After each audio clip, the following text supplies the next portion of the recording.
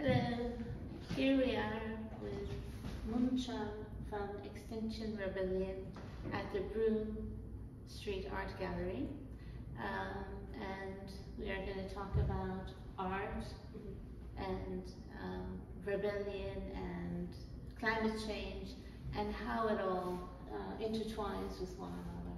So thank you so much for coming here today. Yeah, thank you for having me. Oh, sure.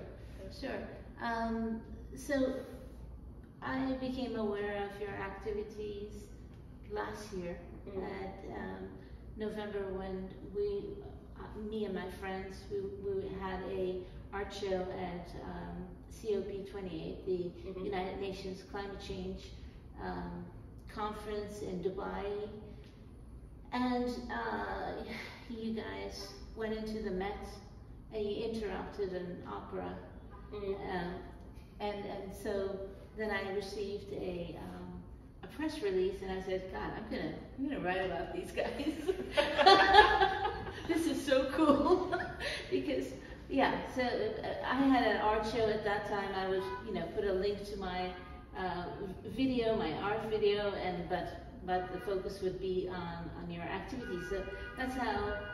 I mean, I've obviously read about your activities before that, but the actual connection came through the press release. So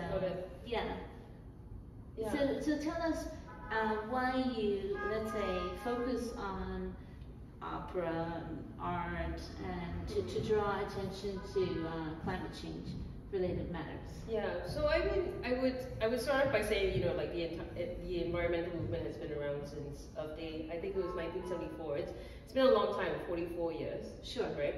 So through that time, obviously, environmental activism was to do with like pollution of rivers, of our air, and there was a lot of changes that happened, through policy, enactment of policy by the government, the establishment of the EPA, for example, right?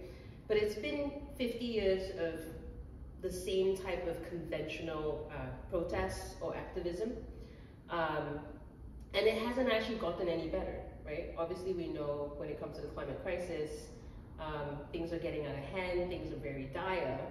And so a lot of, even me myself, like I've been a climate activist for 4 years now, every time we show up at a pipeline or we show up at a bank, there's no coverage. Nobody knows about it. And I have different theories about why that is. Sometimes I think it's not really a story. Like a lot of us know that corporations pollute. It's not something that journalists, I think, necessarily would write about because, they could be influenced by corporate interests, depending on who funds them. And also just the fact that it's just not a sexy story. And what we found especially with Just Stop Oil, which is one of our sister groups in the UK, is when we went after culture, everybody started paying attention. Oh, that's good. Right? And I think it's to do with the fact that art is seen as sort of like the sacred cow in society, where we hold it up so high that nothing can actually destroy it. But in actuality, it's like when it comes to the climate crisis, when it comes to the biodiversity crisis, we're going to lose everything, right? We're going to lose our support systems. And what activists are trying to convey when we actually disrupt art is we're trying to explain to people, you value art so much, but the thing is, like, nature itself is also art, and it's about to be destroyed. And that story is hardly being told. It's hardly penetrating the everyday person.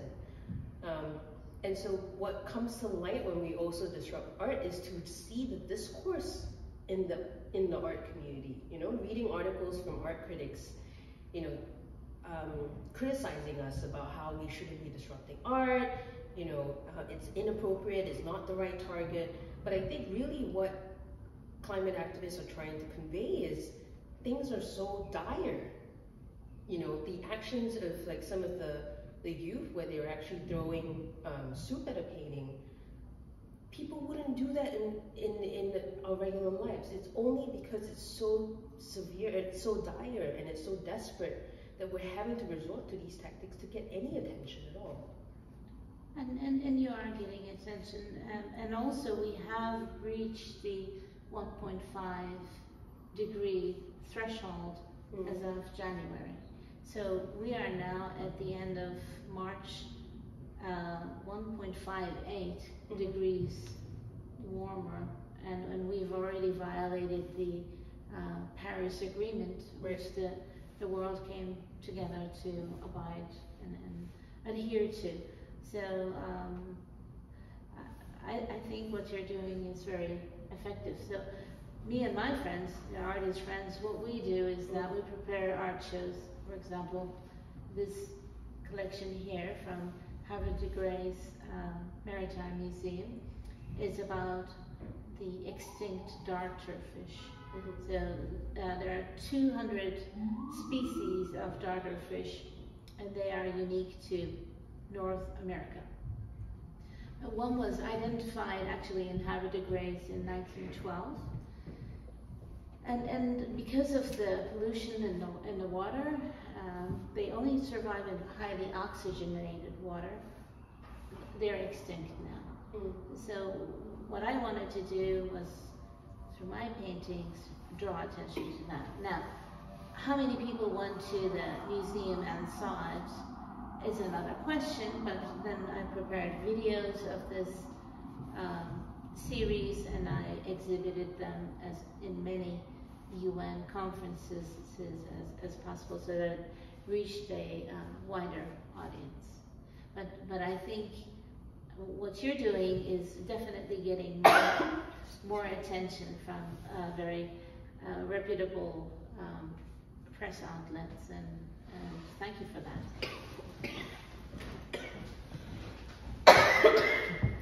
Sorry, I'm like, I